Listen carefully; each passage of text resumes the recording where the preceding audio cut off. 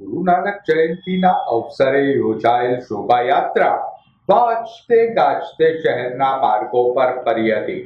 ગુરુ નાનક દેવની 556મી જન્મ જયંતીના અવસરે શહેરના રસાલા કેમ્પ વિસ્તારમાંથી શોભાયાત્રા પ્રસ્થાન પામી હતી. ગુરુ ગ્રંથ સાહેબ તથા પંચ પ્યારેની ઉપસ્થિતિ વચ્ચે યોજાયેલ શોભાયાત્રા વાજતે ગાજતે શહેરના માર્ગો પર ફરી હતી. શોભાયાત્રામાં સિંધી, શીખ, પંજાબી સમાજના ભાઈઓ બહેનો બહોળી સંખ્યામાં જોડાયા હતા.